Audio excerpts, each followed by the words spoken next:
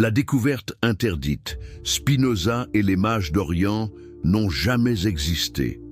Attendez, avant de révéler cette vérité qui va bouleverser votre compréhension de l'histoire religieuse, j'ai une question cruciale pour vous. De quel pays regardez-vous cette vidéo en ce moment? Et quelle heure est-il chez vous? Écrivez-le dans les commentaires, car ce que vous allez découvrir aujourd'hui va marquer un tournant dans votre relation avec la vérité historique. Si vous appréciez les récits qui défient les dogmes établis et révèlent les secrets les mieux gardés de l'histoire, n'oubliez pas de vous abonner à la chaîne pour ne manquer aucune de nos révélations explosives.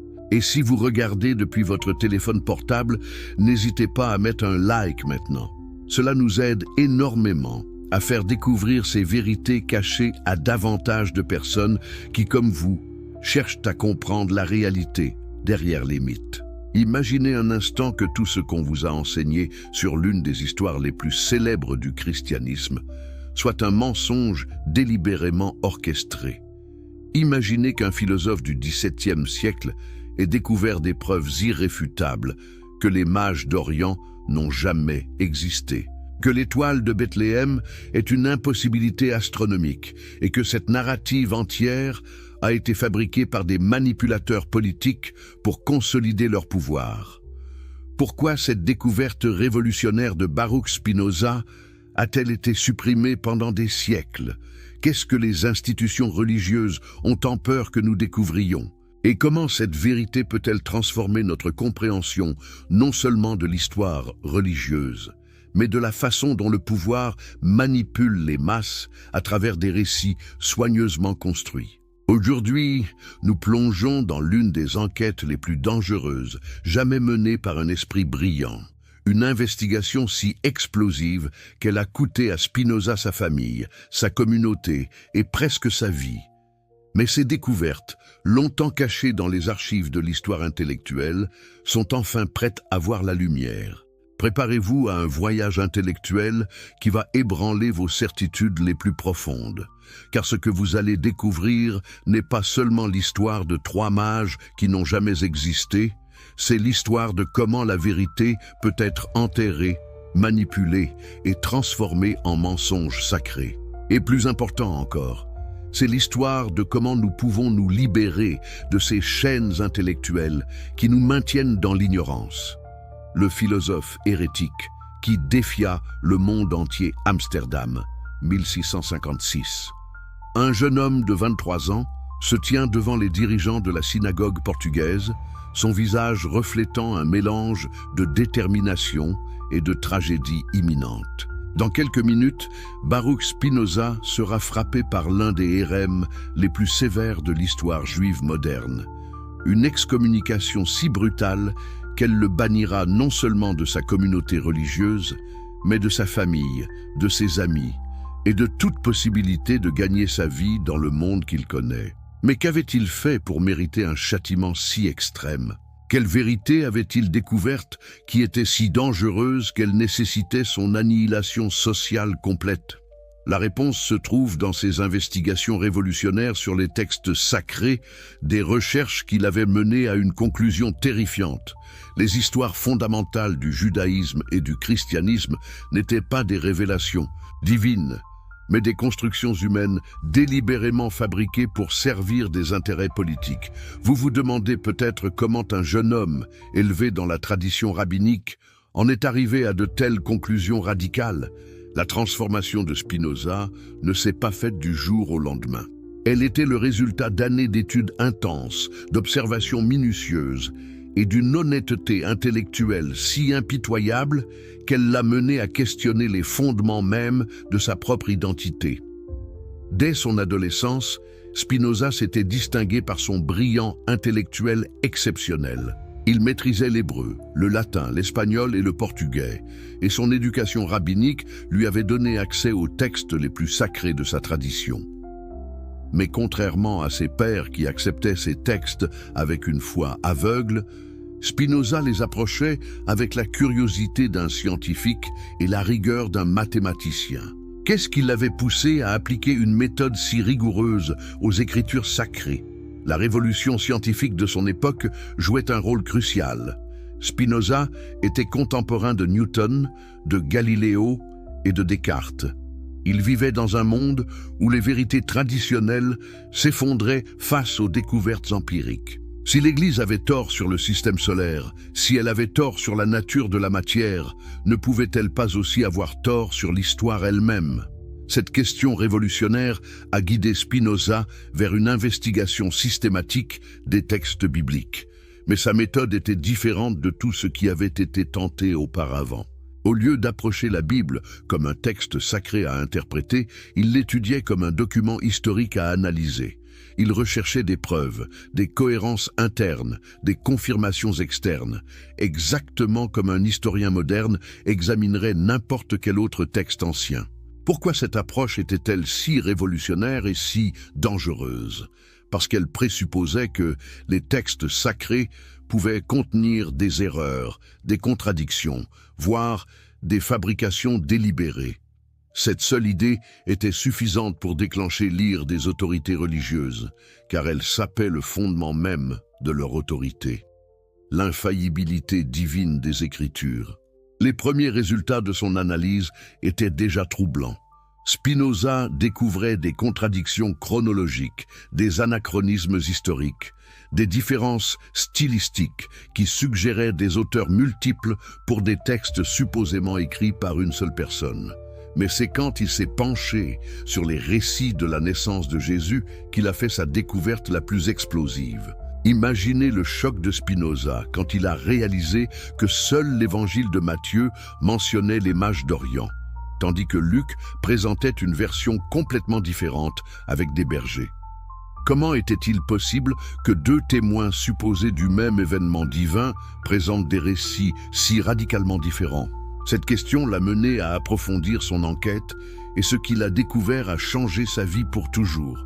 Mais avant de révéler ses découvertes explosives, il faut comprendre le contexte personnel tragique dans lequel Spinoza menait ses recherches. Sa quête de vérité lui coûtait déjà tout ce qui lui était cher. Sa famille l'évitait, ses amis l'abandonnaient et les rabbins de sa communauté le surveillaient avec une suspicion croissante. Ne pensez-vous pas qu'il aurait été plus facile pour lui d'abandonner ses recherches dangereuses et de vivre une vie tranquille dans le conformisme religieux? Pourquoi a-t-il choisi de continuer malgré le prix personnel terrifiant qu'il payait? La réponse révèle quelque chose de profond sur la nature de l'intégrité intellectuelle et sur le courage moral nécessaire pour chercher la vérité même quand elle détruit notre monde. Spinoza croyait que la vérité, quelle qu'elle soit, était préférable au mensonge, même si ce mensonge était confortable et socialement acceptable. Il avait développé une conviction philosophique profonde que l'humanité ne pouvait progresser que par la connaissance authentique et que les illusions, même sacrées, étaient des obstacles à l'épanouissement humain véritable. Cette conviction l'a poussé à développer ce qu'il appelait sa méthode géométrique, une approche de la philosophie et de l'analyse textuelle basée sur des principes logiques rigoureux, similaires à ceux utilisés en mathématiques. Quand il appliquait cette méthode au récit des mages d'Orient, les résultats étaient dévastateurs pour la crédibilité de l'histoire traditionnelle. Mais qu'avait-il exactement découvert? Quelles étaient les preuves spécifiques qui l'avaient convaincu que les mages n'avaient jamais existé? Et comment ces découvertes s'inscrivaient-elles dans sa compréhension plus large de la façon dont les institutions religieuses fabriquent et maintiennent leurs récits fondateurs? La réponse à ces questions nous mène au cœur de l'une des investigations les plus courageuses et les plus dangereuses de l'histoire intellectuelle occidentale. Une enquête qui allait non seulement révolutionner la compréhension de la religion, mais établir les fondements de la critique biblique moderne et du scepticisme rationnel. Le jour de son excommunication, quand les mots terrifiants du Hérem ont résonné dans la synagogue, « Maudit soit-il le jour et maudit soit-il la nuit ». Spinoza savait qu'il venait de franchir un point de non-retour, mais il savait aussi qu'il avait découvert quelque chose d'une importance capitale pour l'humanité entière. Les mages d'Orient n'étaient que le début de révélations encore plus profondes sur la nature de la manipulation religieuse et politique. Démystifier la narrative des mages les preuves historiques accablantes.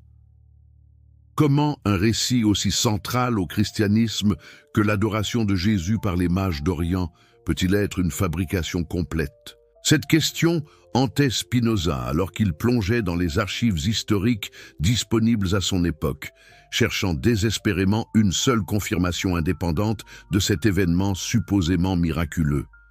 Ce qu'il découvrit était plus troublant qu'il ne l'avait imaginé, un silence assourdissant dans tous les documents historiques contemporains de l'époque supposée de la naissance de Jésus. Pas une seule mention des mages, pas une seule référence à l'étoile extraordinaire, pas un seul témoignage de cet événement qui aurait dû bouleverser le monde antique. Réfléchissez-y un instant. Nous parlons de l'arrivée de sages orientaux, probablement des prêtres zoroastriens de l'Empire parthe dans la Judée occupée par Rome. Ces hommes auraient voyagé avec des caravanes importantes, portant des richesses considérables, guidés par un phénomène astronomique visible de tous. Un tel événement aurait nécessairement attiré l'attention des autorités romaines, des historiens juifs et des chroniqueurs de l'époque. Alors pourquoi Flavius Joseph, l'historien juif le plus méticuleux du 1er siècle, qui a documenté avec précision les moindres détails de la vie politique et religieuse de son époque, n'a-t-il jamais mentionné cet événement extraordinaire? Joseph a écrit des volumes sur Hérode le Grand, sur les tensions religieuses de l'époque, sur les mouvements messianiques. Comment a-t-il pu manquer l'arrivée de mages étrangers venus adorer un nouveau roi des Juifs? La question devient encore plus troublante quand on examine les sources romaines. Pline l'Ancien, Tacite, Suétone. Tous ces historiens ont documenté les événements marquants de l'époque, incluant des phénomènes astronomiques, des visiteurs étrangers de marque et les affaires religieuses dans les provinces de l'Empire. Leur silence sur les mages et l'étoile de Bethléem est remarquable et révélateur. Mais Spinoza ne s'est pas contenté d'examiner les sources historiques externes. Sa formation rabbinique lui avait donné accès aux traditions juives les plus anciennes. Et c'est là qu'il a fait une découverte encore plus dévastatrice pour la crédibilité du récit des mages. Savez-vous ce que révèle la littérature talmudique sur cette période? Les sages juifs de l'époque, obsédés par les questions messianiques et profondément préoccupés par les signes divins, n'ont laissé aucune trace de discussion sur une étoile miraculeuse ou des mages étrangers venus reconnaître un messie juif. Cette absence est d'autant plus frappante que le Talmud préserve des débats détaillés sur des questions religieuses bien moins spectaculaires. Mais Spinoza ne s'est pas contenté d'examiner les sources historiques externes. Sa formation rabbinique lui avait donné accès aux traditions juives les plus anciennes. Et c'est là qu'il a fait une découverte encore plus dévastatrice pour la crédibilité du récit des mages.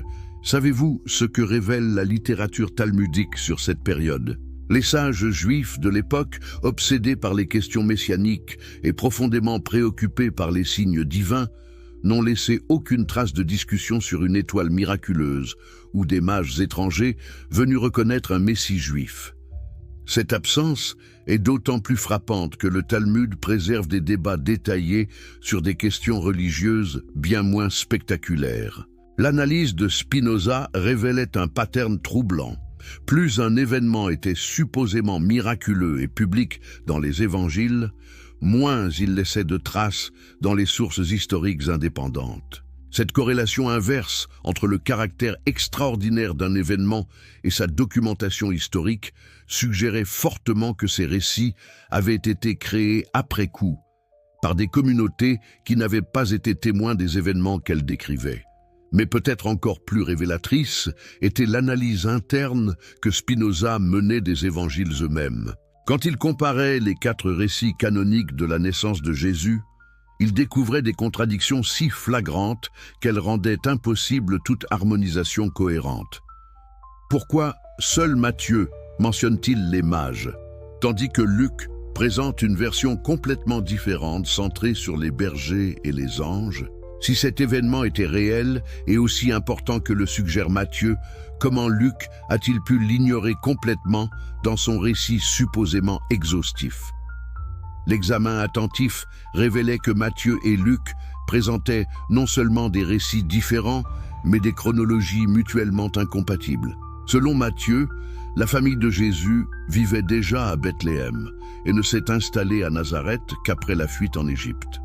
Selon Luc, ils vivaient à Nazareth et ne sont venus à Bethléem que temporairement pour le recensement. Ces deux versions ne peuvent pas être simultanément vraies. Plus troublant encore, Spinoza découvrait que les généalogies présentées par Matthieu et Luc étaient non seulement différentes, mais contradictoires. Matthieu trace la lignée de Jésus à travers Salomon, fils de David, tandis que Luc la trace à travers Nathan, un autre fils de David. Les noms, les nombres de générations et même les périodes historiques ne correspondent pas. Comment des témoins authentiques de la même famille divine auraient-ils pu se tromper sur des détails aussi fondamentaux que la généalogie et les circonstances de naissance?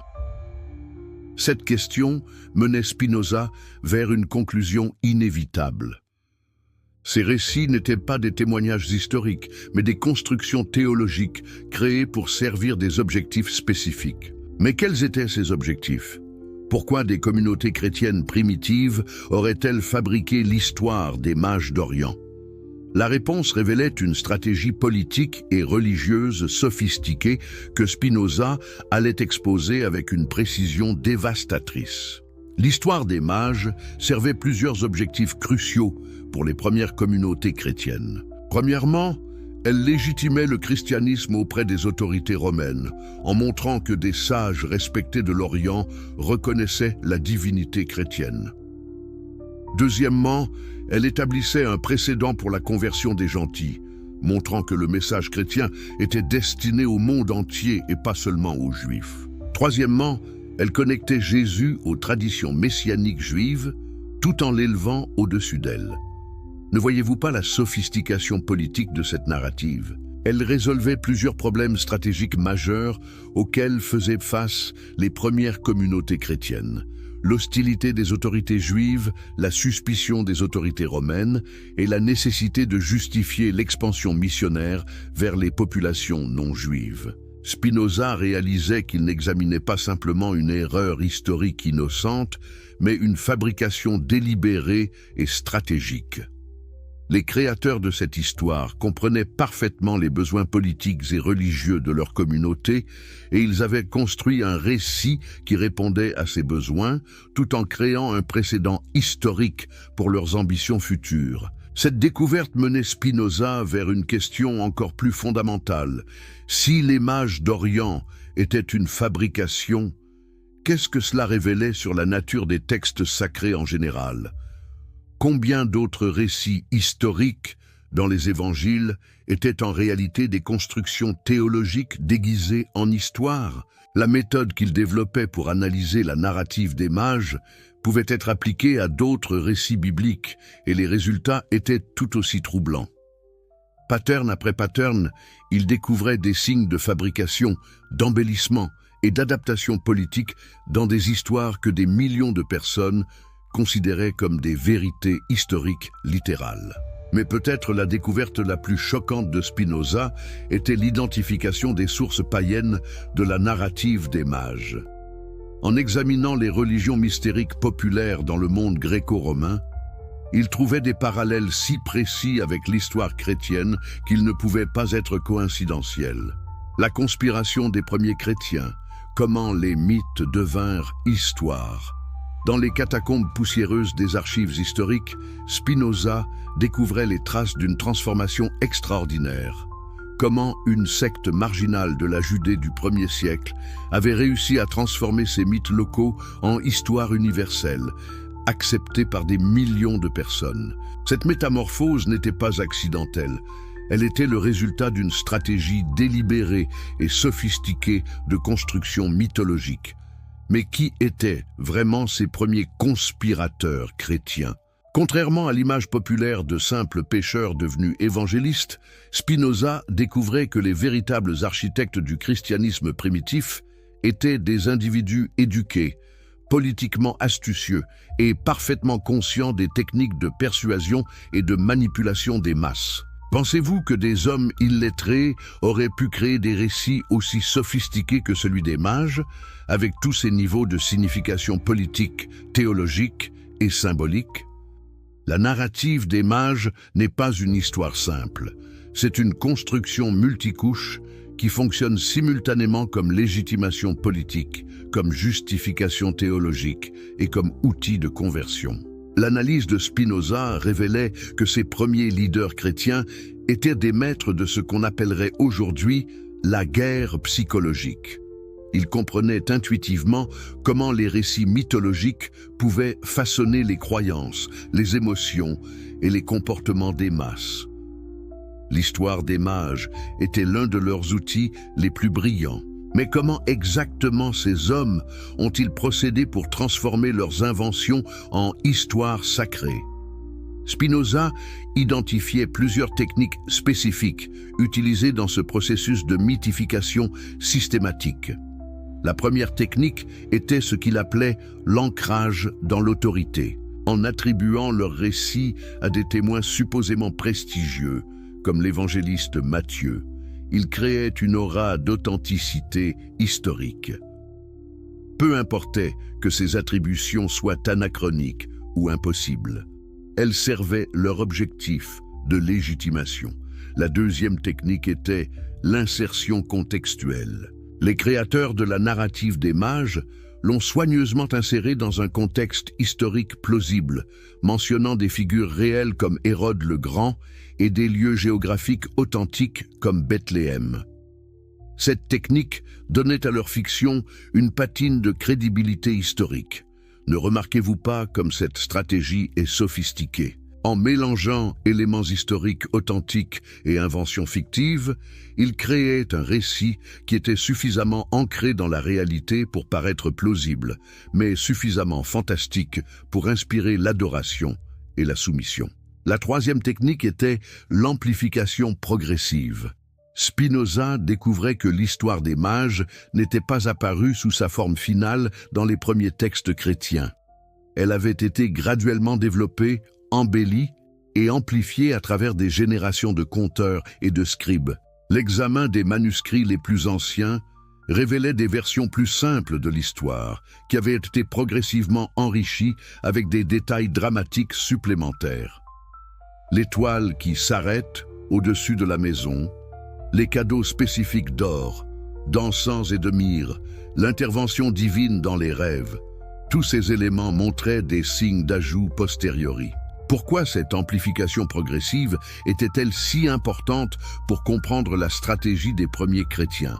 Parce qu'elle révélait que la création mythologique n'était pas un événement unique, mais un processus délibéré et continu. Chaque génération de leaders chrétiens ajoutait des éléments qui servaient leurs besoins spécifiques de persuasion et de contrôle. Spinoza identifiait également une quatrième technique cruciale, l'harmonisation forcée. Face aux contradictions évidentes entre les différents récits évangéliques, les leaders chrétiens développaient des explications de plus en plus élaborées pour réconcilier l'irréconciliable. Au lieu d'admettre que Matthieu et Luc présentaient des versions incompatibles de la naissance de Jésus, les théologiens créaient des scénarios complexes qui tentaient d'incorporer les deux récits. Ces harmonisations forcées révélaient non seulement la nature fictive des récits originaux, mais aussi la détermination institutionnelle à maintenir l'illusion d'une vérité historique cohérente. Mais peut-être la découverte la plus troublante de Spinoza concernait l'influence directe des cultes mystériques païens sur la formation de ces narratives chrétiennes. Il ne s'agissait pas d'influences vagues ou accidentelles, mais d'emprunts délibérés et systématiques. L'histoire des mages présentait des parallèles frappants avec les récits de naissance des dieux sauveurs dans les religions mystériques populaires de l'époque. Mithra, Dionysos et d'autres divinités avaient des récits de naissance impliquant des visiteurs surnaturels, des signes célestes et une reconnaissance divine par des sages orientaux. Comment expliquer ces similarités si ce n'est par un emprunt délibéré? Spinoza concluait que les créateurs chrétiens avaient consciemment adapté des éléments de ces religions populaires pour rendre leur propre message plus acceptable aux populations gréco-romaines. Cette stratégie syncrétique révélait une sophistication politique remarquable. Au lieu de présenter le christianisme comme une religion complètement nouvelle et étrangère, les premiers leaders l'ont packaging pour incorporer des éléments familiers aux croyances populaires de l'époque. L'histoire des mages était un exemple parfait de cette technique d'assimilation culturelle. Mais qui étaient exactement ces hommes assez intelligents pour développer de telles stratégies? Spinoza identifiait plusieurs figures clés dans ce processus de construction mythologique. Des hommes dont les noms sont largement oubliés par l'histoire populaire, mais qui étaient les véritables architectes du christianisme institutionnel. Ces individus n'étaient pas des fanatiques aveugles, mais des calculateurs politiques qui comprenaient parfaitement le pouvoir des récits mythologiques pour contrôler les populations.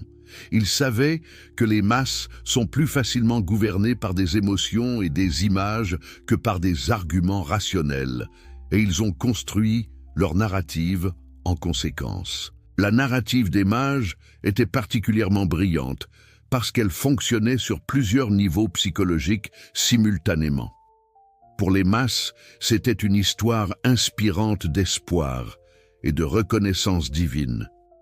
Pour les intellectuels, c'était une prophétie accomplie qui validait les écritures hébraïques. Pour les autorités politiques, c'était une démonstration que le christianisme respectait l'ordre social établi.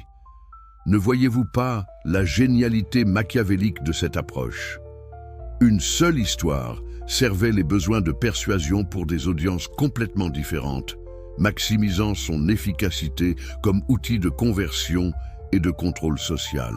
Spinoza réalisait qu'il n'étudiait pas simplement l'origine d'une légende religieuse, mais les techniques fondamentales de manipulation des masses qui seraient utilisées par des institutions de pouvoir pendant des siècles.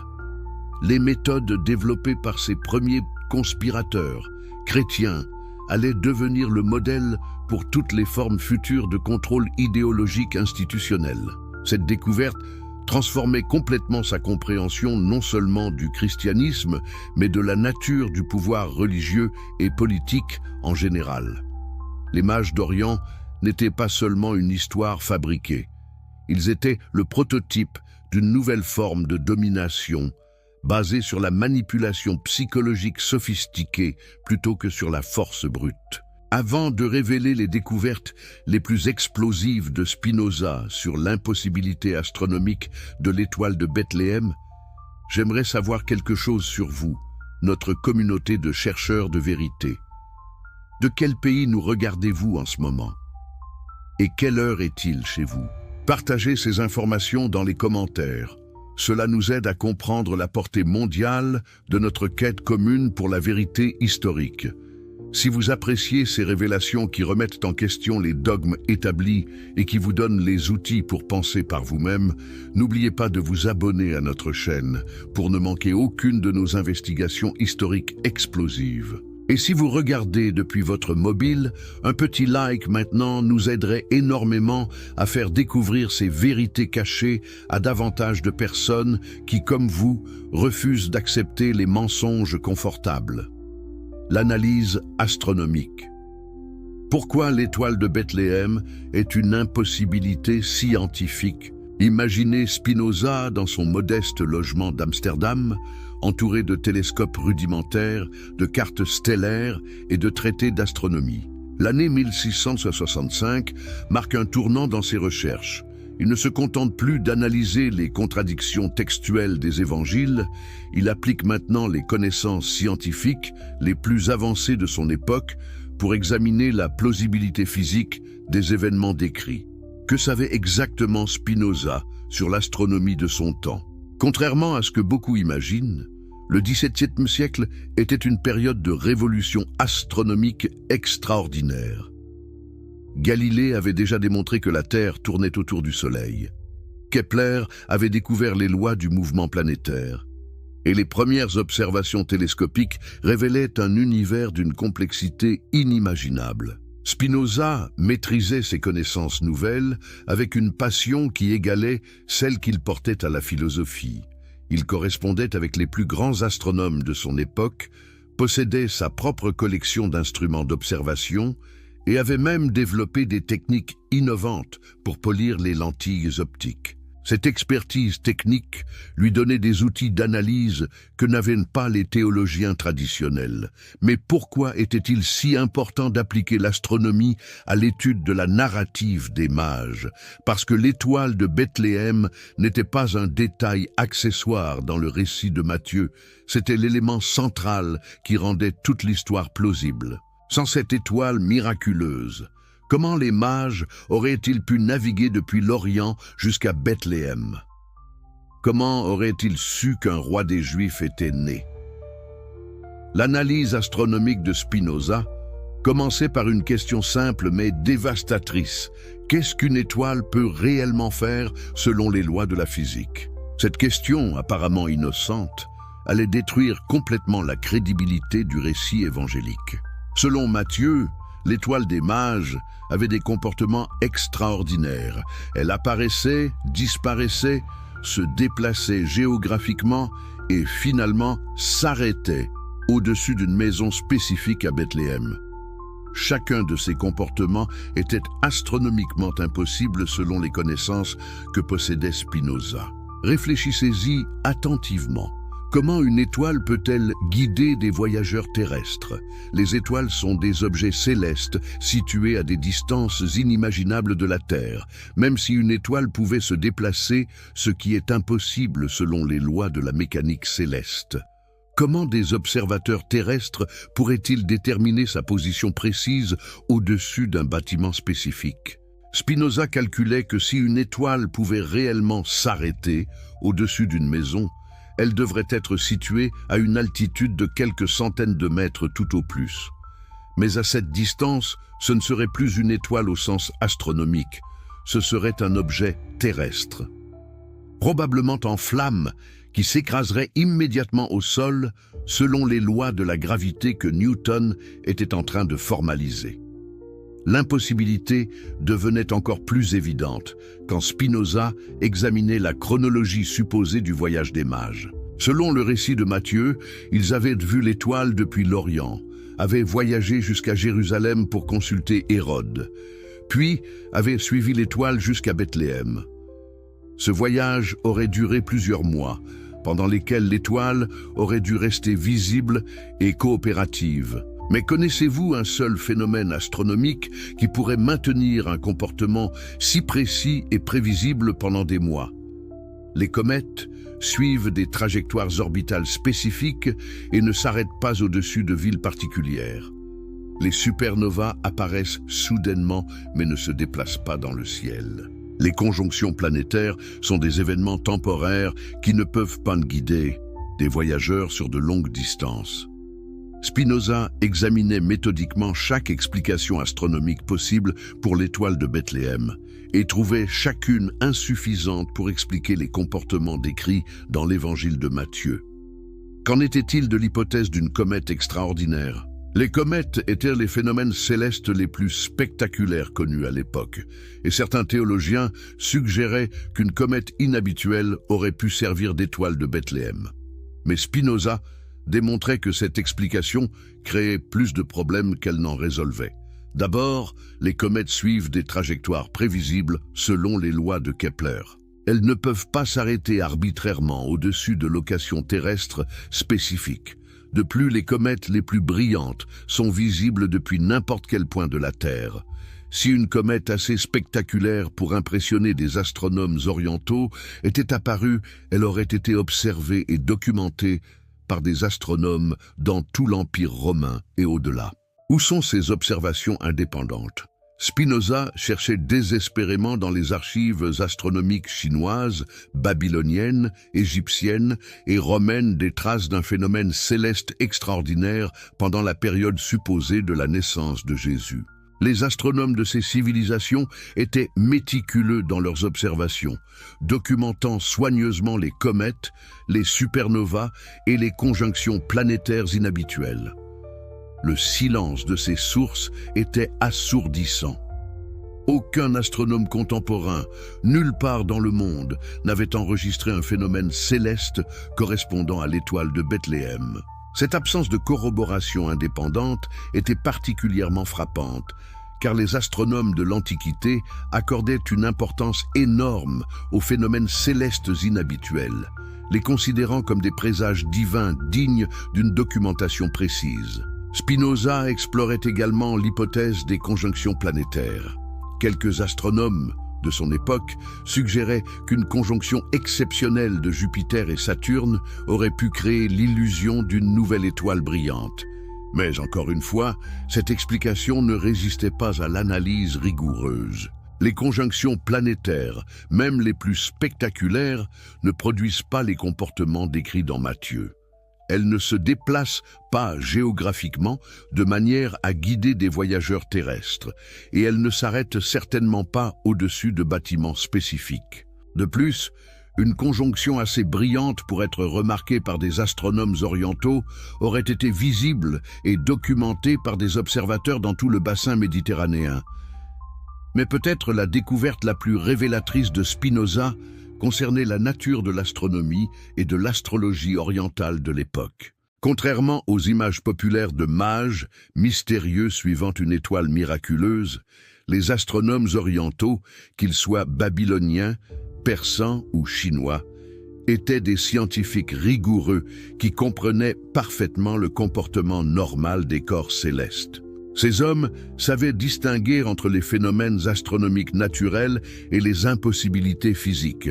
Ils auraient immédiatement reconnu qu'une étoile capable de se déplacer arbitrairement et de s'arrêter au-dessus de locations terrestres spécifiques n'était pas un phénomène astronomique authentique. Leur formation scientifique les aurait rendus sceptiques, pas crédules, face à de telles affirmations. Comment des astronomes sophistiqués auraient-ils pu être trompés par un phénomène que Spinoza, avec les connaissances du XVIIe siècle, pouvait facilement identifier comme impossible? Cette question menait à une conclusion inévitable. Soit les mages n'étaient pas vraiment des astronomes compétents, soit l'histoire entière était une fabrication. Spinoza penchait définitivement pour la seconde option. Mais ces raisons allaient au-delà de l'impossibilité astronomique de l'étoile. Son analyse révélait que l'auteur de Matthieu démontrait une ignorance fondamentale de l'astronomie réelle, créant une histoire qui semblait plausible pour des audiences non scientifiques, mais qui était ridicule pour quiconque comprenait le comportement réel des corps célestes. Cette ignorance astronomique révélait quelque chose de crucial sur les origines du récit. Il n'avait pas été créé par des témoins contemporains des événements supposés, mais par des auteurs postérieurs qui manquaient de connaissances techniques nécessaires pour construire une fiction astronomiquement plausible. Mais l'analyse de Spinoza ne s'arrêtait pas à l'impossibilité physique de l'étoile. Il explorait également les implications plus profondes de cette découverte pour comprendre la psychologie de la croyance religieuse et les mécanismes par lesquels les impossibilités deviennent des vérités sacrées. Pourquoi tant de personnes intelligentes avaient-elles accepté pendant des siècles une histoire astronomiquement impossible? Cette question menait Spinoza vers des insights profonds sur la nature de l'autorité religieuse et les techniques psychologiques utilisées pour maintenir la croyance face aux évidences contraires. Les véritables mages, manipulateurs, politiques et religieux. Dans les archives poussiéreuses des premiers siècles chrétiens, Spinoza découvrait les traces des véritables mages derrière la narrative de Bethléem. Non pas des astronomes orientaux mythiques, mais des manipulateurs politiques et religieux d'une sophistication extraordinaire. Ces hommes avaient réussi l'un des tours de prestidigitation les plus remarquables de l'histoire humaine, transformer des fictions délibérément construites en vérités sacrées acceptées par des millions de personnes. Mais qui étaient exactement ces architectes de l'illusion religieuse?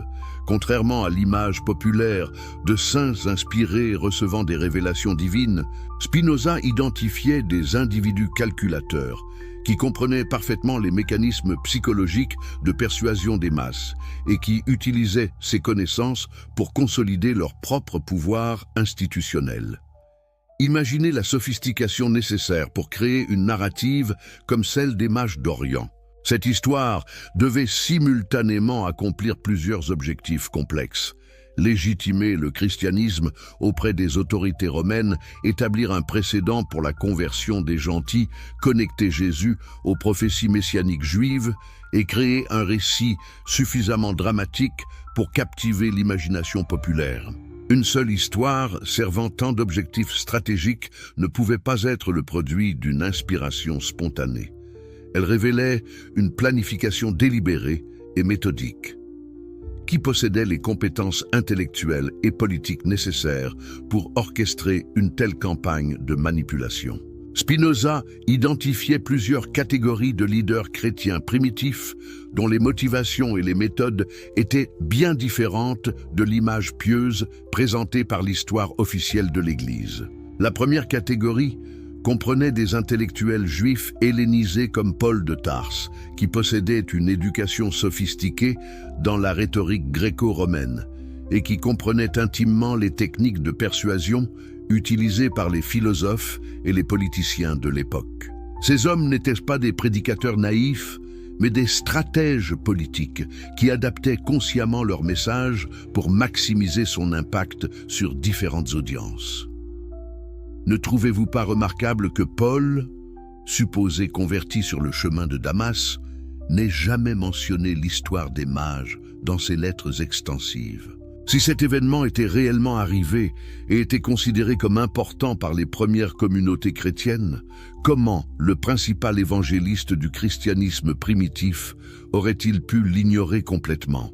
Cette omission révélait que l'histoire des mages était probablement une invention postérieure, créée après l'époque de Paul pour répondre à des besoins stratégiques spécifiques que les premiers leaders n'avaient pas encore identifiés.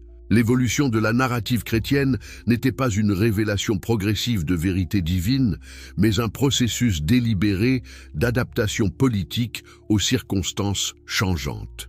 La deuxième catégorie de vrais mages, identifiée par Spinoza, comprenait des administrateurs ecclésiastiques des 2e et 3e siècles qui avaient transformé un mouvement religieux disparate en une institution politique cohérente.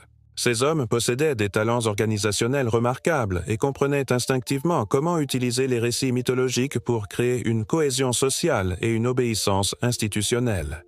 Comment ces administrateurs ont-ils réussi à transformer des communautés chrétiennes indépendantes et souvent contradictoires en une hiérarchie ecclésiastique unifiée? La réponse révélait des techniques de manipulation psychologique d'une sophistication étonnante. Ils ont développé ce que Spinoza appelait l'orthodoxie forcée, un processus par lequel des récits initialement optionnels ou variables devenaient graduellement des tests de fidélité institutionnelle. L'histoire des mages, initialement une parmi plusieurs narratives concurrentes sur la naissance de Jésus, est devenue progressivement un article de foi dont l'acceptation était requise pour maintenir une position respectable dans la communauté chrétienne. Cette transformation révélait la véritable nature du pouvoir ecclésiastique. Il ne se basait pas sur la vérité des récits qu'il promouvait, mais sur sa capacité à faire accepter ces récits comme test de loyauté sociale et religieuse.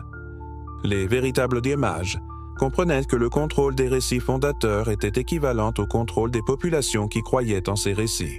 Spinoza identifiait également une troisième catégorie de manipulateurs, des intellectuels comme Origène et Augustin qui développaient des méthodologies herméneutiques sophistiquées pour défendre l'indéfendable.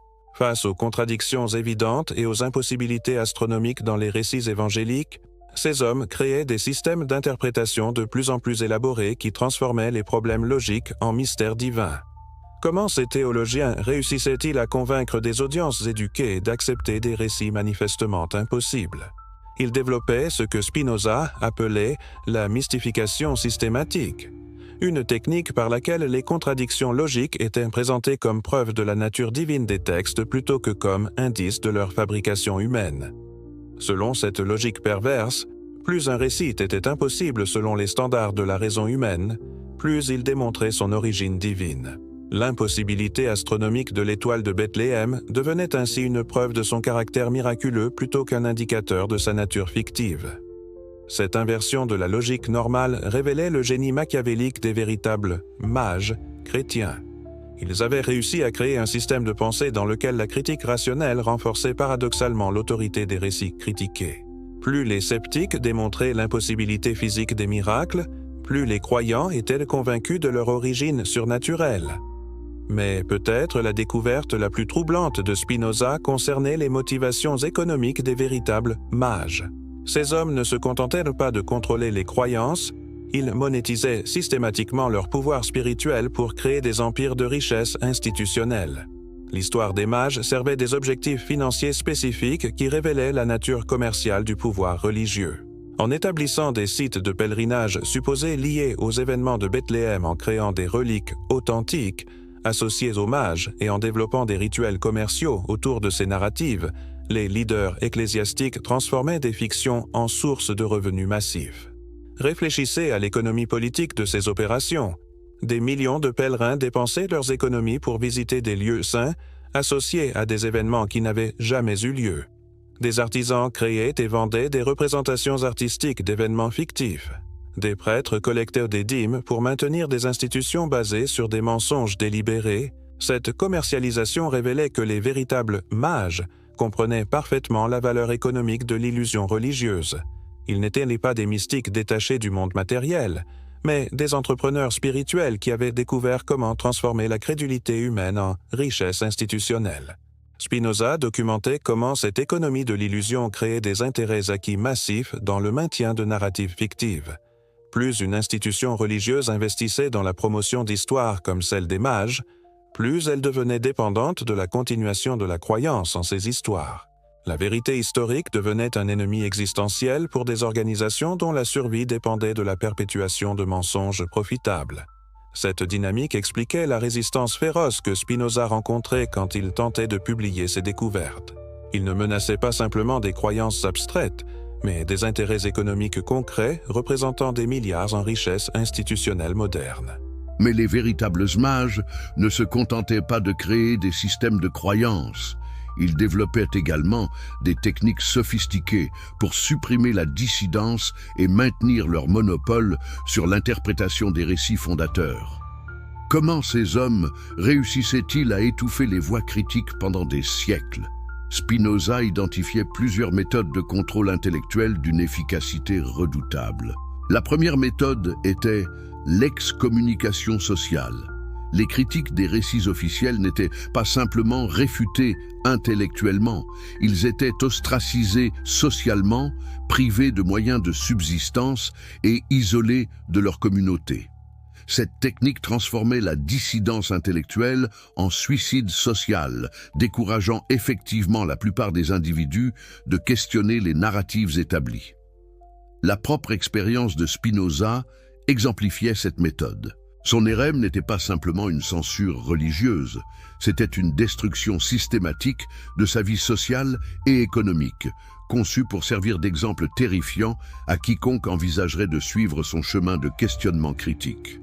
La deuxième méthode était la monopolisation de l'éducation.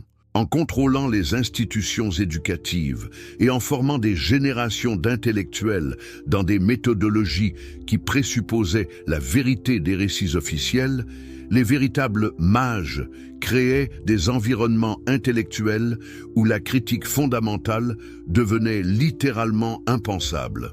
Cette technique était particulièrement insidieuse parce qu'elle ne dépendait pas de la suppression ouverte de la dissidence. Elle créait des cultures intellectuelles où les questions dangereuses ne se posaient même pas, où les méthodologies critiques nécessaires pour examiner les récits fondateurs n'étaient jamais enseignées ou développées.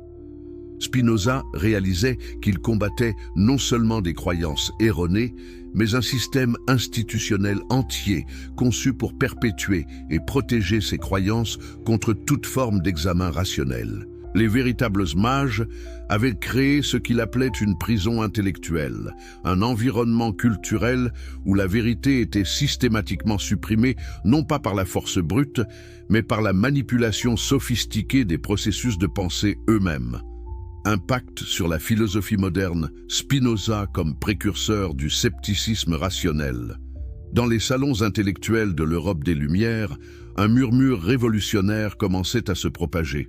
Les découvertes de Spinoza sur la nature fictive des mages d'Orient n'étaient pas restées confinées aux cercles ésotériques d'Amsterdam.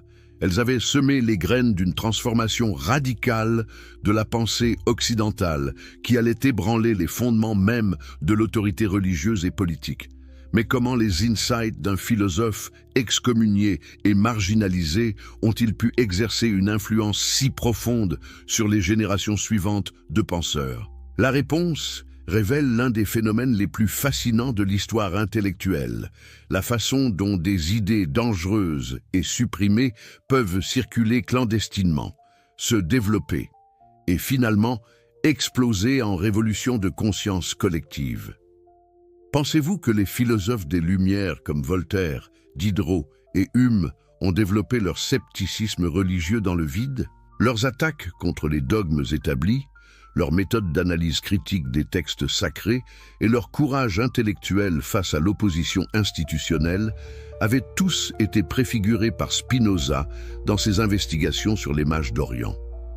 L'influence de Spinoza opérait souvent de manière indirecte et discrète. Ses œuvres circulaient dans des éditions clandestines, étaient copiées à la main par des intellectuels sympathiques et étaient discutées dans des correspondances privées entre savants. Cette diffusion souterraine créait un réseau secret de penseurs critiques qui partageaient des méthodes et des insights développés originellement par Spinoza. La méthodologie que Spinoza avait développée pour analyser la narrative des mages, l'examen rigoureux des sources historiques, la recherche de corroboration indépendante, l'analyse des motivations politiques derrière les récits religieux, est devenu le modèle standard pour ce qui allait devenir la critique biblique moderne. Mais l'impact de Spinoza dépassait largement le domaine des études religieuses. Sa démonstration que des récits sacrés universellement acceptés pouvaient être des fabrications délibérées établissait un précédent révolutionnaire. Si les autorités religieuses pouvaient mentir sur des questions aussi fondamentales que l'existence des mages, sur quoi d'autres mentaient-elles?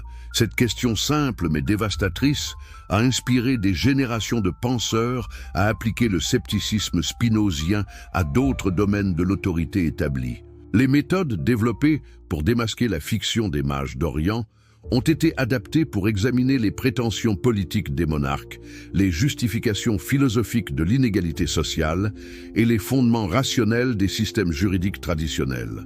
Voltaire, en particulier, a reconnu explicitement sa dette envers Spinoza. Dans ses attaques contre l'infâme, sa désignation pour l'obscurantisme religieux, Voltaire utilisait constamment des techniques d'analyse qu'il avait apprises en étudiant les œuvres interdites de Spinoza. La façon dont Voltaire démontrait l'absurdité des miracles bibliques, l'impossibilité physique des événements surnaturels et les motivations politiques derrière les dogmes religieux suivaient directement le modèle établi par Spinoza dans son analyse des mages. Mais pourquoi l'approche spinozienne était-elle si révolutionnaire et si dangereuse pour les autorités établies? Parce qu'elle ne se contentait pas de critiquer des croyances spécifiques. Elle attaquait les fondements épistémologiques de l'autorité religieuse elle-même. En démontrant que des récits considérés comme historiquement authentiques étaient en réalité des fabrications, Spinoza établissait un principe révolutionnaire. L'autorité ne pouvait plus reposer sur la tradition, l'ancienneté ou le consensus, mais devait être justifiée par des preuves empiriques et une logique rigoureuse. Cette exigence transformait radicalement les termes du débat intellectuel. David Hume a poussé cette logique spinozienne encore plus loin dans ses investigations sur les miracles. Quand Hume argumentait que les témoignages de miracles ne pouvaient jamais être suffisamment fiables pour surmonter l'improbabilité intrinsèque des événements surnaturels, il appliquait essentiellement la même méthodologie que Spinoza avait utilisée pour analyser l'étoile de Bethléem. L'impossibilité astronomique démontrée par Spinoza devenait, chez Hume, un principe général. Les lois naturelles sont si bien établies qu'aucun témoignage humain ne peut justifier leur suspension supposée.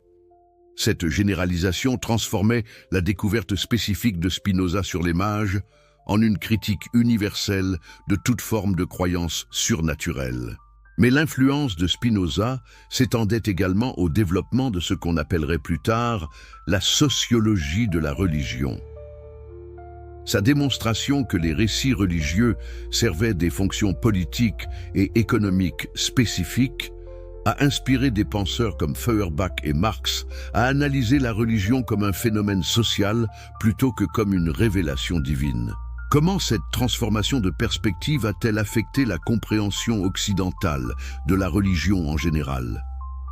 Au lieu de voir les croyances religieuses comme des vérités transcendantes, les penseurs influencés par Spinoza commençaient à les analyser comme des productions culturelles servant des besoins psychologiques, sociaux et politiques spécifiques. Cette approche sociologique révélait des patterns troublants dans l'histoire religieuse. Si les mages d'Orient avaient été inventés pour servir les intérêts politiques des premières communautés chrétiennes, qu'est-ce que cela révélait sur l'origine d'autres récits fondateurs dans d'autres traditions religieuses? L'application de la méthodologie spinozienne à d'autres religions révélait des similarités frappantes dans les techniques de construction mythologique. Les récits fondateurs de diverses traditions montraient les mêmes patterns d'amplification progressive, de contradictions internes et d'adaptation aux besoins politiques que Spinoza avait identifiés dans l'histoire des mages. Cette découverte menait vers une conclusion révolutionnaire. La fabrication de récits religieux n'était pas une aberration spécifique au christianisme, mais un phénomène universel dans l'histoire humaine. Les mages, manipulateurs que Spinoza avait identifiés dans le christianisme primitif, avaient leurs équivalents dans toutes les traditions religieuses organisées. Mais peut-être l'impact le plus profond de Spinoza sur la philosophie moderne concernait sa redéfinition de la relation entre vérité et autorité. En démontrant qu'une autorité religieuse universellement respectée pouvait promouvoir des mensonges délibérés, Spinoza établissait le principe que la vérité ne dépendait pas du statut social ou institutionnel de ses prétendants, mais de sa conformité avec les preuves empiriques et la logique rationnelle. Cette redéfinition révolutionnaire a pavé le chemin pour les développements ultérieurs de la méthode scientifique, de la critique historique et de la philosophie politique démocratique. L'idée que les citoyens ordinaires pouvaient évaluer les prétentions de leurs autorités en utilisant leurs propres raisons et leurs propres observations était implicitement subversive pour tous les systèmes de pouvoir basés sur l'obéissance aveugle. Comment les autorités établies ont-elles réagi à cette diffusion du scepticisme spinozien? Leur résistance révélait exactement pourquoi les découvertes de Spinoza étaient si dangereuses. Les institutions religieuses et politiques comprenaient instinctivement que l'acceptation de la méthodologie critique développée par Spinoza minerait inévitablement leur propre autorité. Cette résistance institutionnelle a pris plusieurs formes. L'Église catholique a mis les œuvres de Spinoza à l'index des livres interdits. Les universités contrôlées par des autorités religieuses refusaient d'enseigner ces méthodes, et les gouvernements séculiers, craignant les implications politiques de son scepticisme, décourageaient la diffusion de ses idées. Mais cette suppression n'a fait qu'augmenter l'attrait clandestin des découvertes de Spinoza. L'interdiction officielle confirmait implicitement que ces insights étaient suffisamment dangereux pour menacer les intérêts de ceux au pouvoir, ce qui les rendait encore plus attractifs pour les intellectuels indépendants. Le développement de ce qu'on appelle aujourd'hui la critique biblique académique suit directement les méthodes pionnières de Spinoza. Quand des scholars modernes analysent les sources, examinent les contradictions internes et recherchent les confirmations historiques pour les récits bibliques, ils utilisent essentiellement les mêmes techniques que Spinoza avait développées pour démystifier l'histoire des mages d'Orient. Mais pourquoi ces méthodes ont-elles pris tant de temps pour être acceptées dans les institutions académiques mainstream? La réponse révèle la persistance du pouvoir institutionnel religieux, même dans les environnements supposément séculiers de l'éducation moderne. Même aujourd'hui, Des siècles après les découvertes de Spinoza, de nombreuses universités avec des affiliations religieuses découragent ou interdisent l'application de méthodes critiques rigoureuses aux textes sacrés de leur tradition. Cette résistance continue démontre que les enjeux identifiés par Spinoza restent pertinents et controversés. L'héritage de Spinoza dans la philosophie moderne transcende ses découvertes spécifiques sur les mages d'Orient. Il a établi un modèle de courage intellectuel, la disposition à poursuivre la vérité, même quand elle détruit nos croyances les plus chères et nous coûte tout ce que nous valorisons socialement. Cette éthique de l'enquête rationnelle, indépendante des conséquences personnelles, est devenue l'idéal de la recherche académique moderne et de la méthode scientifique. L'idée que la vérité a une valeur intrinsèque, indépendamment de sa commodité sociale ou politique, trace ses origines directement aux investigations courageuses de Spinoza. Mes chers chercheurs de vérité, avant de plonger dans la partie la plus explosive de notre investigation, les conséquences contemporaines de cette découverte interdite, j'aimerais créer un lien personnel avec notre communauté mondiale.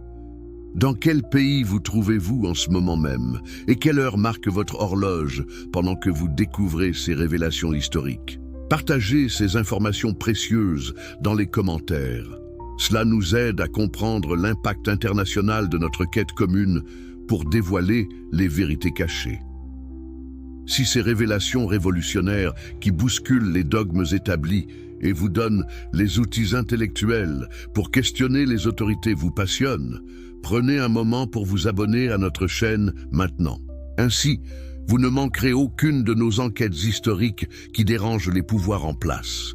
Et si vous nous regardez depuis votre téléphone portable, un petit like à cette seconde nous aiderait énormément à propager ces vérités supprimées vers d'autres esprits libres qui, comme vous, refusent d'accepter les mensonges confortables de l'histoire officielle. Les conséquences contemporaines. Pourquoi cette vérité demeure périlleuse aujourd'hui, Amsterdam 2025? Presque 4 siècles après que Spinoza ait risqué sa vie pour exposer la vérité sur les mages d'Orient, une question troublante persiste. Pourquoi ces découvertes révolutionnaires restent-elles largement inconnues du grand public? Pourquoi les implications de ces recherches continuent-elles d'être minimisées, ignorées ou délibérément obscurcies par les institutions académiques et religieuses contemporaines? La réponse à cette énigme moderne révèle que les forces qui ont persécuté Spinoza au XVIIe siècle n'ont pas disparu, elles se sont simplement adaptées, sophistiquées et intégrées dans les structures de pouvoir de notre époque. Les véritables mages d'aujourd'hui utilisent des méthodes plus subtiles, mais tout aussi efficaces pour maintenir leur contrôle sur les narratives fondatrices de notre civilisation. Imaginez-vous l'ampleur des intérêts économiques qui dépendent aujourd'hui du maintien de l'illusion que les mages d'Orient ont réellement existé. Nous ne parlons pas seulement de quelques églises locales ou de pèlerinages occasionnels, nous parlons d'un empire économique global qui génère des centaines de milliards d'euros annuellement à travers le tourisme religieux, l'art sacré, les médias chrétiens et les institutions éducatives confessionnelles. Que se passerait-il si la vérité sur les mages d'Orient, leur nature entièrement fictive, devenait largement connue et acceptée? Les conséquences seraient cataclysmiques pour des industries entières qui ont construit leur prospérité sur la perpétuation de ces récits mythologiques. Considérez l'impact sur l'industrie du tourisme religieux. Chaque année, des millions de pèlerins dépensent leurs économies pour visiter Bethléem, suivre supposément les traces des mages et vénérer des sites historiques associés à leur voyage mythique.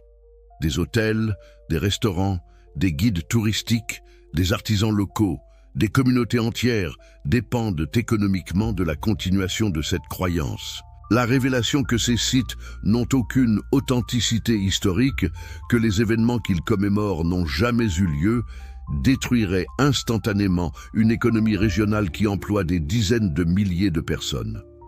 Les autorités politiques locales ont donc des incitations financières directes à supprimer ou minimiser les découvertes de Spinoza. Mais l'impact économique s'étend bien au-delà du tourisme religieux.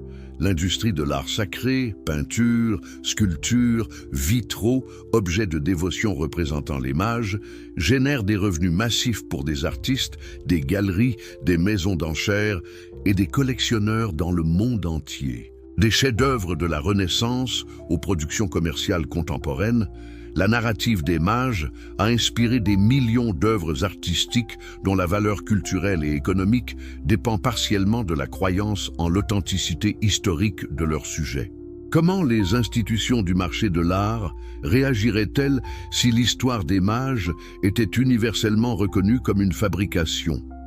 La valeur de nombreuses œuvres religieuses pourrait s'effondrer, transformant des investissements culturels de plusieurs millions d'euros en curiosités historiques de l'erreur humaine. Plus insidieuse encore est l'influence de ce que nous pourrions appeler l'industrie de l'éducation religieuse. Des milliers d'universités, de séminaires et d'écoles privées dans le monde fondent leur légitimité institutionnelle sur l'enseignement de traditions qui inclut l'histoire des mages comme fait historique authentique. Que se passerait-il si ces institutions étaient forcées d'admettre qu'elles ont enseigné des fictions comme des faits pendant des siècles? La crise de crédibilité serait existentielle. Des diplômes en théologie, des carrières académiques entières, des départements universitaires complets verraient leur légitimité intellectuelle remise en question. Cette vulnérabilité institutionnelle explique pourquoi même des universités supposément séculières hésitent à enseigner les découvertes de Spinoza avec toute la rigueur qu'elles méritent. L'acceptation complète de ces méthodes et conclusions menacerait les relations diplomatiques avec des institutions partenaires, compromettrait des sources de financement confessionnelles et créerait des conflits avec des segments importants de leur clientèle étudiante. Mais peut-être plus troublante encore est la résistance psychologique que rencontrent les découvertes de Spinoza, même parmi des individus intellectuellement sophistiqués, qui n'ont aucun intérêt économique direct dans le maintien de ces illusions. Pourquoi tant de personnes éduquées, même non religieuses, résistent-elles instinctivement à l'idée que les mages d'Orient n'ont jamais existé? Cette résistance révèle des mécanismes psychologiques profonds qui transcendent les croyances religieuses spécifiques et touchent au fondement de l'identité culturelle occidentale. L'histoire des mages n'est pas simplement un récit religieux, elle est devenue un élément constitutif de l'imaginaire culturel occidental. Elle influence notre compréhension de l'art, de la littérature, de la musique et même de nos traditions familiales autour des fêtes de fin d'année. Accepter sa nature fictive requiert non seulement un ajustement intellectuel, mais une reconstruction de notre rapport à l'héritage culturel européen.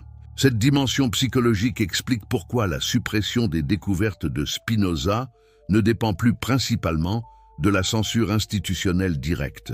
Elle opère maintenant à travers ce qu'on pourrait appeler l'autocensure culturelle, un processus par lequel des individus et des communautés évitent spontanément des vérités qui menacent leur confort psychologique et leur cohésion sociale. Combien de professeurs d'histoire, même convaincus par les preuves de Spinoza, choisissent de ne pas enseigner ces découvertes pour éviter des controverses avec des étudiants, des parents ou des administrateurs?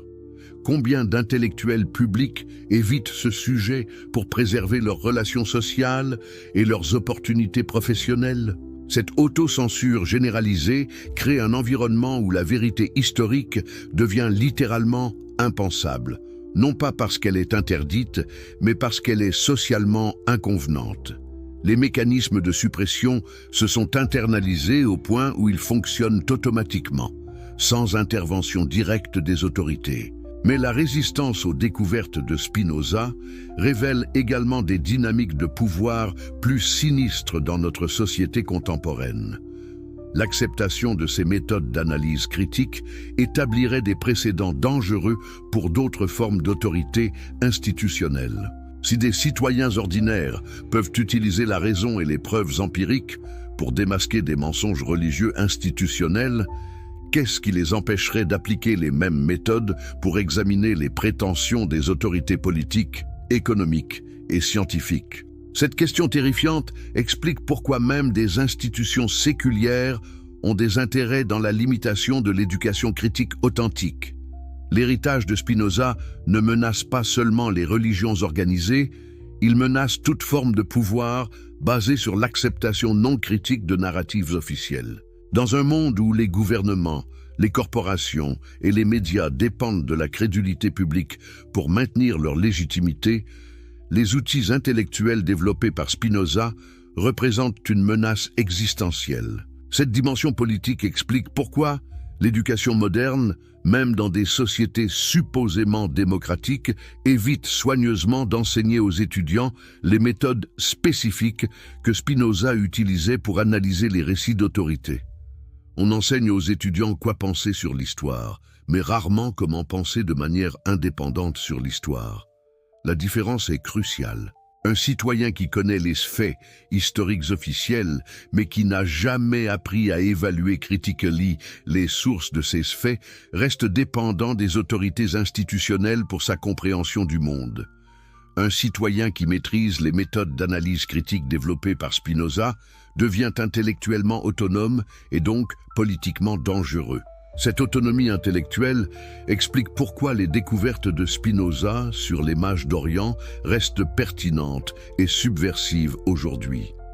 Elles ne représentent pas simplement une correction historique sur des événements anciens, mais un modèle pour l'émancipation intellectuelle contemporaine. Mais il y a également une dimension internationale aux résistances que rencontrent les découvertes de Spinoza. Dans un monde où les identités nationales et religieuses sont souvent mobilisées pour justifier des conflits politiques, l'acceptation que les récits fondateurs sont des fabrications humaines plutôt que des révélations divines aurait des implications géopolitiques majeures. Comment les conflits au Moyen-Orient seraient-ils affectés si les populations locales acceptaient largement que les sites sacrés qu'elles disputent n'ont aucune authenticité historique? Comment les mouvements nationalistes religieux maintiendraient-ils leur cohésion si leur narrative fondatrice était universellement reconnue comme des mythes créés par des manipulateurs politiques anciens? Ces questions révèlent pourquoi les gouvernements du monde entier, indépendamment de leurs orientations idéologiques, ont des intérêts dans le maintien d'un certain niveau d'ignorance historique parmi leur population. La vérité complète sur les origines des récits religieux pourrait déstabiliser des équilibres géopolitiques qui dépendent de la passion religieuse et identitaire. Cette dimension géopolitique explique également pourquoi les organisations internationales évitent soigneusement de promouvoir l'éducation historique critique qui inclurait les découvertes de Spinoza. L'UNESCO, par exemple, soutient la préservation de sites religieux dont l'authenticité historique est douteuse, contribuant ainsi indirectement au maintien d'illusions profitables pour les industries touristiques locales. Mais peut-être l'aspect le plus troublant de la suppression contemporaine des découvertes de Spinoza concerne le rôle des technologies modernes dans la diffusion de l'information. Internet aurait dû démocratiser l'accès aux recherches historiques et permettre une diffusion libre des découvertes de Spinoza. Pourquoi cela ne s'est-il pas produit? La réponse révèle comment les mécanismes de contrôle de l'information se sont adaptés à l'âge numérique. Au lieu de censurer directement les contenus subversifs, les autorités contemporaines utilisent des techniques plus sophistiquées, noyade informationnelle, manipulation algorithmique et discréditation sociale des sources critiques. Les découvertes de Spinoza sur les mages sont techniquement disponibles en ligne, mais elles sont submergées dans un océan de contenus religieux conventionnels, de debunking superficiel et de discussions académiques ésotériques qui rendent ces informations pratiquement inaccessibles au grand public. De plus, les algorithmes des plateformes sociales sont programmés pour favoriser des contenus qui maintiennent l'engagement plutôt que ceux qui challengent les croyances fondamentales. Les révélations troublantes de Spinoza sont moins engageantes, selon ces métriques, que les contenus qui confirment les préjugés existants des utilisateurs. Cette manipulation algorithmique crée une forme de censure invisible mais redoutablement efficace. les vérités historiques importantes deviennent pratiquement introuvables, non pas parce qu'elles sont interdites, mais parce qu'elles sont systématiquement déprioritisées par des systèmes conçus pour maximiser le temps d'écran plutôt que l'éducation authentique. La vérité libératrice, vivre au-delà des illusions institutionnelles. Dans cette aube troublée du XXIe siècle, alors que les mensonges institutionnels s'accumulent et que la manipulation des masses atteint des niveaux de sophistication sans précédent, les découvertes de Spinoza sur les mages d'Orient brillent comme un phare intellectuel offrant une voie vers l'émancipation authentique. Mais que signifie réellement accepter et intégrer cette vérité dans nos vies quotidiennes ? L'acceptation que les mages d'Orient n'ont jamais existé n'est pas simplement un ajustement historique mineur, c'est une révolution cognitive qui transforme fondamentalement notre rapport à l'autorité, à la tradition et à la vérité elle-même. Cette transformation libératrice commence par une question simple mais profonde. Si nous avons été trompés sur quelque chose d'aussi fondamental, sur quoi d'autre nous trompe-t-on actuellement ? Imaginez le sentiment de libération intellectuelle que doit éprouver quelqu'un qui, après des décennies d'acceptation passive de récits officiels, découvre soudainement qu'il possède les outils cognitifs pour évaluer indépendamment la crédibilité de ces récits. Cette découverte est comparable à celle d'un prisonnier qui réalise que les barreaux de sa cellule étaient illusoires et qu'il pouvait toujours sortir libre. Mais cette libération n'est pas sans défi. Vivre avec la connaissance que des récits vénérés par des milliards de personnes sont des fabrications délibérées crée une forme de solitude intellectuelle que Spinoza connaissait intimement. Comment maintenir des relations sociales authentiques quand on voit clairement les illusions qui donnent du sens et de la cohésion aux vies de nos proches ? Cette tension révèle l'un des aspects les plus profonds de l'héritage spinozien. La reconnaissance que la vérité authentique exige souvent des sacrifices personnels considérables. La facilité de la conformité intellectuelle versus la difficulté de l'autonomie rationnelle présente un choix existentiel que chaque individu doit faire pour lui-même. Spinoza lui-même offrait un modèle pour naviguer cette tension. Plutôt que de devenir cynique ou misanthrope face à la découverte de la manipulation généralisée, il développait une éthique de compassion rationnelle qui reconnaissait que la plupart des individus étaient victimes plutôt que complices des systèmes d'illusion qui les gouvernaient. Cette perspective compassionnelle transforme la colère justifiée contre la tromperie institutionnelle en motivation, pour éduquer et libérer plutôt que pour condamner et isoler. Les personnes qui croient encore en l'existence historique des mages ne sont pas des ennemis à combattre, mais des prisonniers intellectuels à émanciper avec patience et respect. Mais comment procéder concrètement à cette œuvre d'émancipation collective ? L'exemple de Spinoza suggère plusieurs stratégies qui restent pertinentes aujourd'hui. La première stratégie est ce qu'on pourrait appeler l'éducation par l'exemple.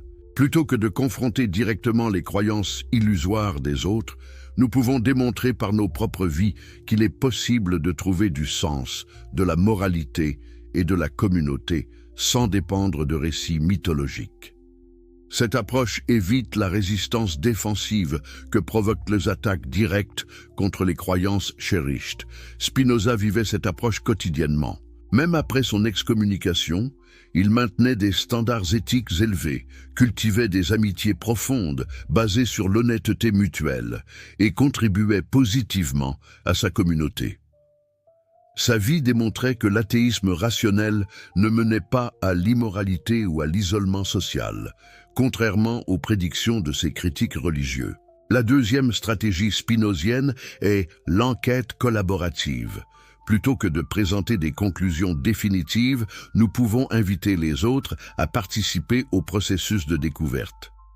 En posant des questions qui encouragent l'examen critique des sources et des méthodes, nous permettons aux individus de découvrir par eux-mêmes les problèmes avec les récits officiels. Cette approche respecte l'autonomie intellectuelle des autres, tout en fournissant les outils nécessaires pour l'exercer. Quelqu'un qui découvre indépendance, les contradictions dans les récits évangéliques sur les mages, sera plus profondément convaincu que quelqu'un à qui on impose simplement ses découvertes. Pourquoi cette méthode collaborative est-elle si puissante? Parce qu'elle transforme la relation entre éducateurs et étudiants d'une dynamique hiérarchique de transmission d'autorité en un partenariat égalitaire de recherche commune. Cette transformation modélise exactement le type de relations humaines authentiques que rend possible l'émancipation intellectuelle. La troisième stratégie est l'application progressive. Les méthodes d'analyse que Spinoza développait pour étudier les mages peuvent être appliquées graduellement à d'autres domaines de l'autorité institutionnelle. Cette progression permet aux individus de développer leur confiance dans leur capacité de jugement indépendant sans être overwhelmed par l'ampleur de la tromperie systémique. Quelqu'un qui maîtrise l'analyse critique des récits religieux peut ensuite appliquer ses compétences aux narratives politiques, aux prétentions des corporations, aux assertions des médias et aux dogmes académiques. Cette application progressive crée une immunité intellectuelle de plus en plus robuste contre toutes les formes de manipulation autoritaire. Mais l'héritage de Spinoza suggère également des applications plus positives de l'émancipation intellectuelle. Une fois libérés des illusions imposées par les autorités externes, nous pouvons commencer à construire des compréhensions authentiques du monde basées sur notre propre expérience et notre propre raison. Cette construction positive révèle l'un des aspects les plus inspiring de la philosophie spinozienne. Sa démonstration que la destruction d'illusions ouvre des possibilités créatives plutôt que de créer simplement du vide existentiel. La reconnaissance que les mages d'Orient étaient des fabrications nous libère pour explorer les véritables merveilles de l'histoire humaine, les authentiques accomplissements culturels et les possibilités réelles d'épanouissement moral et intellectuel. Comment cette reconstruction positive se manifeste-t-elle dans la vie quotidienne? Elle commence par un changement fondamental dans notre rapport aux récits et aux autorités. Au lieu d'accepter passivement les histoires qu'on nous raconte, nous développons l'habitude de poser les questions critiques que Spinoza nous a enseignées. Quelles sont les sources de cette information? Quelles preuves indépendantes la corroborent? Quels intérêts pourraient servir cette narrative? Quelles alternatives plausibles existent? Cette habitude critique transforme chaque interaction avec l'information en un exercice d'autonomie intellectuelle. Nous devenons des participants actifs dans la construction de notre compréhension du monde, plutôt que des récepteurs passifs de vérités prépackagées. Mais peut-être plus important encore, l'héritage spinozien nous enseigne que l'émancipation intellectuelle authentique est essentiellement collaborative. La vérité n'est pas une possession individuelle, mais une construction communautaire qui émerge du dialogue honnête entre individus autonomes.